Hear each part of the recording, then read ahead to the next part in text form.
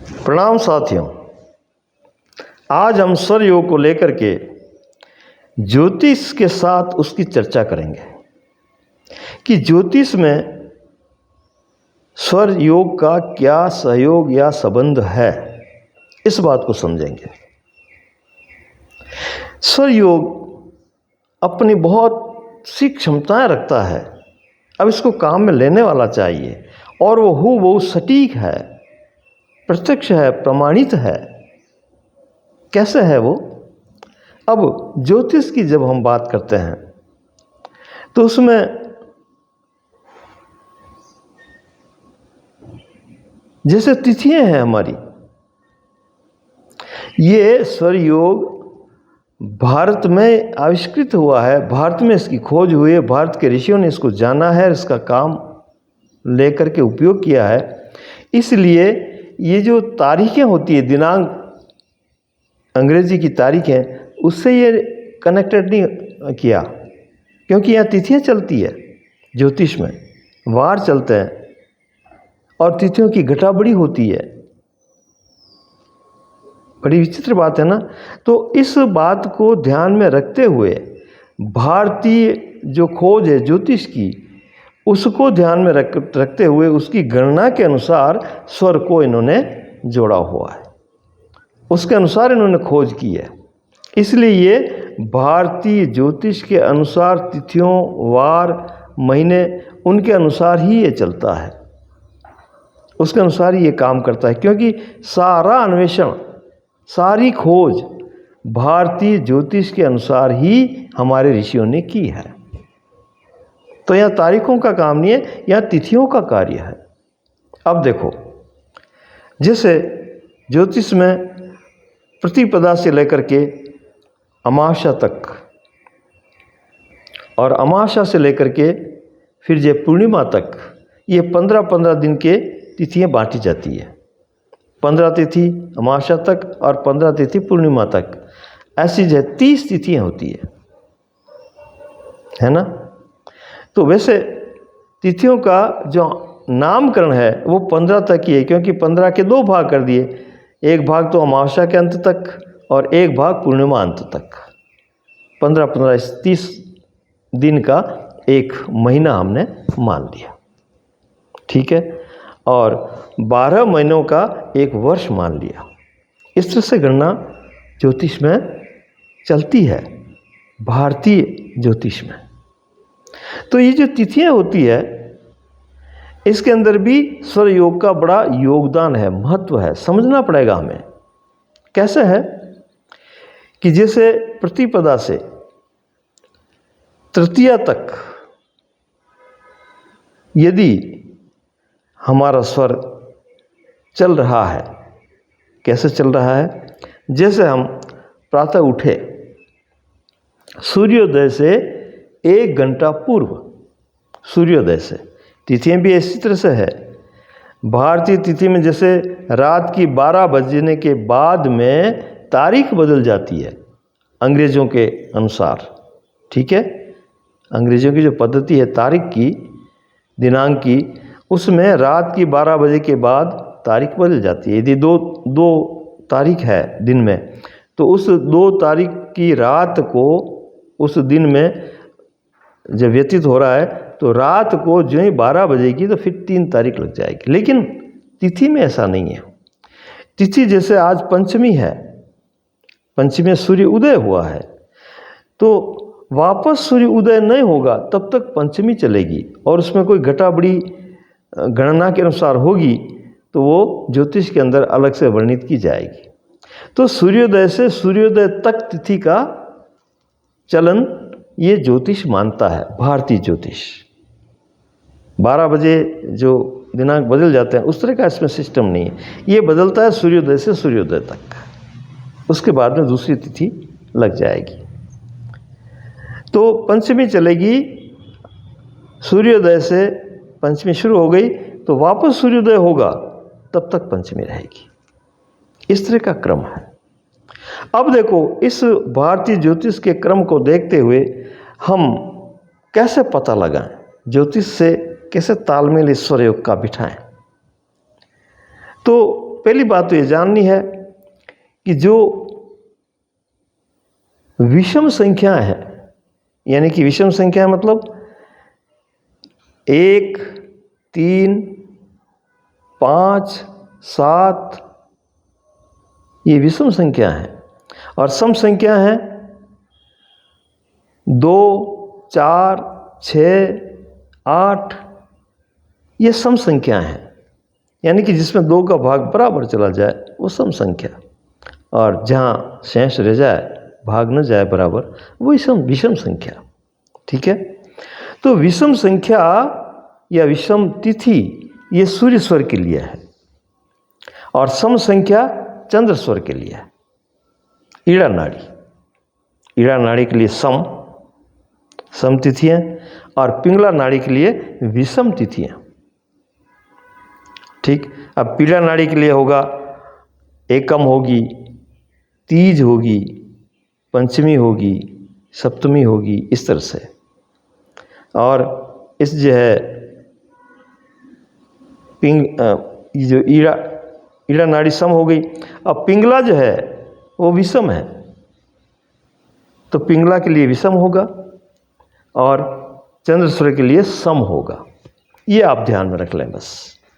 अब सम के लिए मतलब चंद्र नाड़ी अगर बोले अपन तो द्वितीया, चतुर्थी, षष्ठी, अष्टमी ये चंद्र के लिए। ठीक है ना। अब इसमें बहुत राज की बातें भी हैं। अब जो वार हैं, वार को भी इस तरह से जैसे सेट किया हुआ है, और आप करके देखना है प्रैक्टिकली ये सब। यानी कि जो जैसे सूर्य रविवार है ना, शनिवार, मंगलवार और शुक्रवार, ये 4 वार जो है सूर्य स्वर के लिए है, और सोम, बुध और गुरु ये 3 जो वार हैं ये चंद्र स्वर के लिए हैं। तो चंद्र स्वर के लिए समतिथि हो और उसके अनुकूल वार हो, यानी कि सोम, बुध और गुरु में कोई वार हो, और तिथि हो सम, बीज हो, चौथ हो या छठ हो, षष्ठी हो। तो ऐसे वार और तिथि का समायोजन बिठा करके, और चंद्र स्वर चल रहा है, और फिर उसमें अगर गहरे से चले गए तो तत्वों का भी निर्देशन होता है। तत्व भी देखने की कला जो पहले वीडियो में हमने चर्चा कर चुके हैं। ये तो वार का सेटिंग हो, तिथि का हो, चंद्र स्वर हो, और उसमें अगर मान लो कहीं कुआं खोदना, आपको पानी की उपलब्धि करनी है, तो जल तत्व हो चंद्र स्वर में। और अगर अब काम आप करेंगे, शुरुआत करेंगे, तो निश्चित वहाँ जल आएगा, जल का अटूट भंडार आपको मिलेगा। ये करके देखने वाली बात है। ये स्वरों का बड़ा जोरदार ज्योतिषी के साथ में सहयोग है। ठीक है, इसी तरह से हम जो है सूर्य स्वर में भी तिथि, वार और तत्वों का समायोजन बिठा करके उस कार्य को आसानी से कर सकते हैं। अब देखो आप, यदि चैत्र महीना जो आता है, 12 महीने के अलग अलग नाम हैं, तो वर्ष की जो शुरुआत होती है भारतीय ज्योतिष के अनुसार, वो चैत्र की अमावस्या के बाद में जो प्रतिपदा आती है, कृष्ण पक्ष के बाद में जब शुक्ल पक्ष आता है प्रतिपदा, उस दिन से नव वर्ष का शुभारंभ होता है भारतीय ज्योतिष के अनुसार।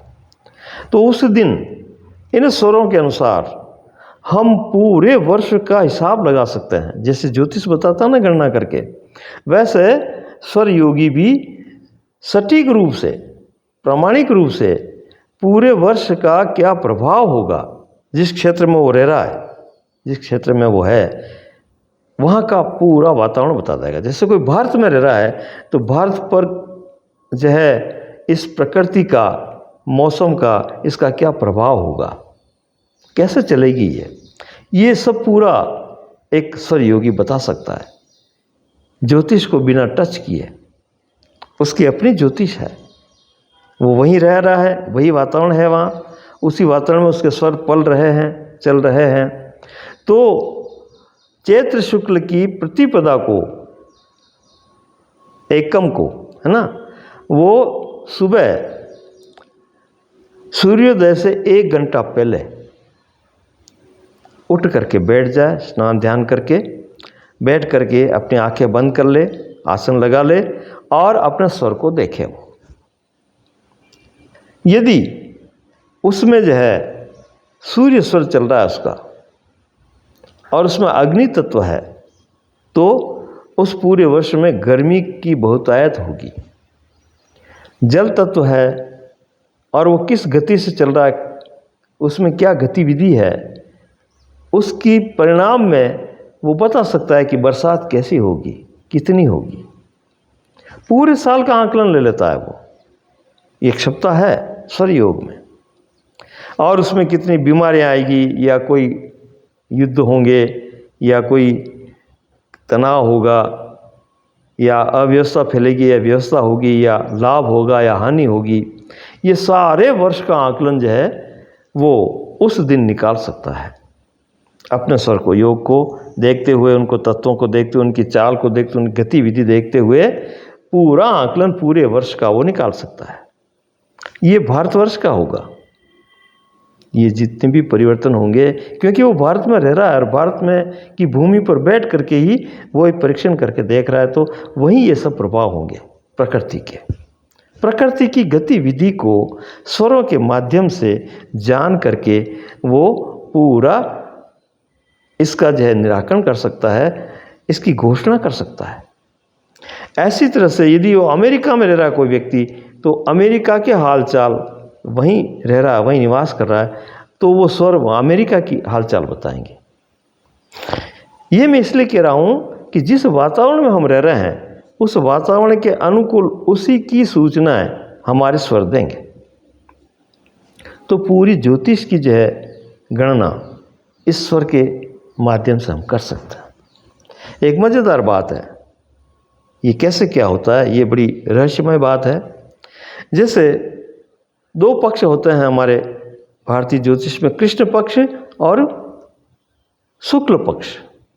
कृष्ण पक्ष उसको कहते हैं कि प्रतिपदा से, एकम से लगा करके अमावस्या तक जो तिथियां चल रही है वो कृष्ण पक्ष के अंतर्गत आती है, और अमावस्या के बाद में जो प्रतिपदा आएगी वो पूर्णिमा तक चलेगी, शुक्ल पक्ष आएगी। इसको साधारण रूप से ये समझ लो कि सब चंद्रमा जो है वो यदि घटता है, घटना शुरू कर रहा है, उस दिन से उसको हम कृष्ण पक्ष में गिनेंगे, और घटता घटता अमावस्या तक पूरा घट जाएगा, तो उसको कृष्ण पक्ष कहेंगे, क्योंकि घटता हुआ चंद्रमा है। और अब चंद्रमा बढ़ रहा है, तो अमावस्या के बाद में जो प्रतिपदा आएगी वो पूर्णिमा तक पूरा बढ़ करके पूरा हो जाएगा, उसको हम शुक्ल पक्ष कहते हैं। अंधेरा और उजाला, इस पक्ष का ये नाम भी एक अपभ्रंश भाषा में दिया जाता है, अंधेरा पक्ष और उजाला पक्ष, यानी कि कृष्ण पक्ष और शुक्ल पक्ष। तो ये चंद्रमा की घटाबड़ी जो 16 कलाएं हैं उसकी, उस घटाबड़ी के अनुसार इन पक्षों के नाम रखे हैं। बड़ा गहरा विश्लेषण है, बड़ी गहरी खोज है भारतीय ज्योतिष में। इसलिए तो वो गणना करके बता देता है कि सूर्य ग्रहण कब होगा, चंद्र ग्रहण कब होगा, और कितने समय का होगा, और कब ये जो है निवृत्त हो जाएगा। ये जो तिथियाँ घटती बढ़ती है, इसकी गणित को देख करके वो यहाँ बैठ करके सूर्य ग्रहण की बात को बता देता है, और हम आँखों से देख सकते हैं प्रत्यक्ष कि जैसा इसने बताया ज्योतिष ने, ठीक वैसा ही समय वहाँ भी लागू हो रहा है ग्रहण के अंदर। तो ये जितनी भी कलाएं हैं, जितनी भी खोज है, जितनी भी गहराई है, ये ज्योतिष में छिपी है, लेकिन इस ज्योतिष से भी ज़्यादा छिपी है स्वर योग में। मैं तो ये कहूँगा कि स्वर योग के सहारे ही ज्योतिष का प्रादुर्भाव हुआ है, ज्योतिष निकली है स्वर योग में से। और ये स्वर योग इतना सटीक और जीवंत है जितना ज्योतिष पे आगे पीछे हो सकता है, लेकिन स्वर योग आगे पीछे नहीं होता है। वो सटीक मार करता है, उसका लक्ष्य बिल्कुल एकदम सीधा और साफ होता है। तो ऐसे स्वर योग को हम क्यों ना अपनाएं, इसको पूरी तरह से अपना करके अपने जीवन में उतारना चाहिए। तो मैं बता रहा था आपको कि आप जो है कृष्ण पक्ष है और सुबह उठ गए सूर्योदय से 1 घंटा पहले और आपने चेक किया खुद का ही स्वर योग चेक किया, तो उसमें अगर सूर्य स्वर मिला तो ठीक है।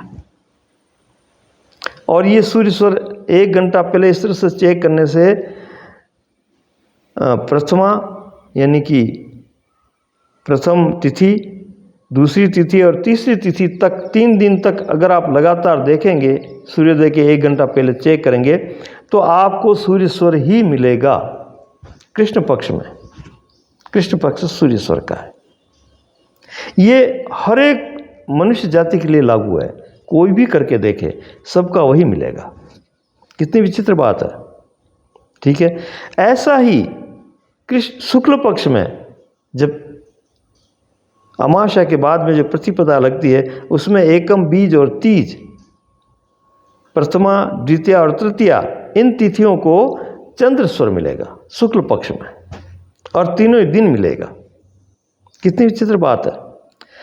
तो ये आप चेक करके देख सकते हो प्रामाणिक रूप से कि शुक्ल पक्ष की पहली, दूसरी और तीसरी तिथि में हमारा सूर्य स्वर चलेगा, और शुक्ल पक्ष में पहली, दूसरी और तीसरी तिथि में हमारा चंद्र स्वर चलेगा। और अब प्रश्न उठता है कि शुक्ल पक्ष में पहली, दूसरी और तीसरी में निरंतर चंद्र चल रहा है, हर एक का हम चेक कर रहे हैं, तो फिर 4, 5 और 6 जो तिथि आ रही है उसमें क्या होगा? उसमें फिर दूसरा चलेगा। तो ये पहली, दूसरी और तीसरी में ही चेक करने की बात है। फिर तो ये बदलते रहेंगे, अपने गति क्रम से आगे पीछे होते रहेंगे, ठीक है। अब इसमें होता क्या है, क्या मालूम करना हमें ऐसा करके?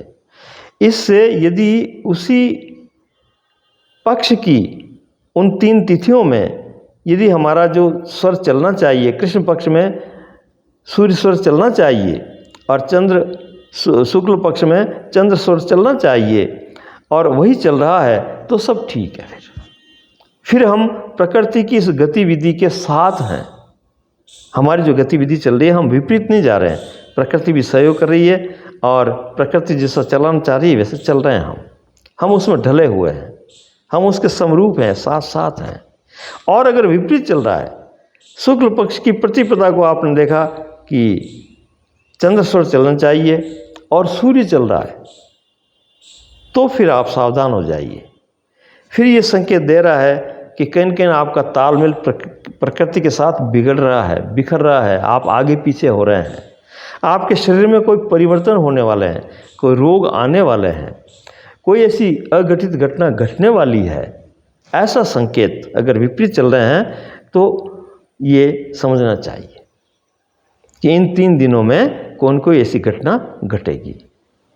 ऐसा आप इन संकेतों को देख करके विपरीत अगर चल रहे हैं तो, और उनके अनुसार ही चल रहे हैं, शुक्ल पक्ष और कृष्ण पक्ष के अनुसार चल रहे हैं, तो कोई बात नहीं, तो आप प्रकृति के साथ हैं, तो सब ठीक है। तो ये गतिविधियां भी हम इनको मालूम करके और कर सकते हैं, और ये बहुत ही बढ़िया तरीके हैं। इन तरीकों को थोड़ा अभ्यास करके, थोड़ा देख करके, और हम जो इनको देखेंगे और उसके प्रतिफल आएंगे, जो भविष्य के जो संकेत हम में आ रहे हैं स्वर योग के जरिए, और उनको हम प्रत्यक्ष जब देख लेते हैं घटित होते हुए, तो हमारा विश्वास और दृढ़ होता जाता है, और हम इसकी गहराई में और जा करके और कुछ छानबीन करके और चीज़ों को प्राप्त कर सकते हैं, मालूम कर सकते हैं कि अब मेरा और प्रकृति का तालमेल कैसा चल रहा है, और मैं कैसे जो है इनको ठीक करूं। अब ठीक करने की जो बात आई, तो उसमें कृष्ण पक्ष में सूर्य स्वर चलना चाहिए, एकम बीज और तीज को, और आपका ये स्वर चल रहा है कौन सा, दूसरा विपरीत, बायां स्वर चल रहा है, चंद्र स्वर चल रहा है। तो क्या करें फिर इस चीज़ को ठीक करने के लिए? तो फिर आप स्वर को बदल सकते हैं। बदलने से उनके रास्ते बदल जाएंगे और जो आने वाली संभावना है, घटनाएं हैं, वो बदल जाएगी, वो होगी नहीं। विपरीत चीज़ें जो भी हमारे प्रतिकूल है आने वाली, उनको बदलने के लिए हम यहीं से स्वर को बदलेंगे, तब जा कर के बहुत ही अच्छा होगा। और ये हमें ध्यान रखना होगा हमेशा, क्योंकि हम जब तक स्वर के साथ एक लय नहीं हो जाएंगे, तब तक कौन सा चल रहा है, किसको चलाना है, कैसे चलाना है, कौन सा कार्य करना है, ये पूरी विद्या आएगी नहीं। इस विद्या के लिए हमें बड़ा सजग रह कर के, बड़ा सावधान रह कर के और इनका निरीक्षण परीक्षण करना होगा और इनके परिणामों को देखते हुए चलना होगा। तब कहीं जा कर के हम आगे गति करेंगे, बढ़ेंगे और बड़े उत्साह के साथ बढ़ेंगे, विश्वास के साथ बढ़ेंगे, क्योंकि हम जो कर रहे हैं उसके प्रतिफल प्रत्यक्ष हमें दिखाई दे रहे हैं। तो ये क्रिया प्रतिक्रिया जो भी है स्वर योग की, ये एक अभ्यासी के हाथ में ये निधि लगती है, ये धन लगता है, ये चाबी लगती है, जिससे वो असफलता के ताले खोल करके सफलता के हार पहन लेता है, अपने पूरे जीवन को सफलतम बना देता है। धन्यवाद।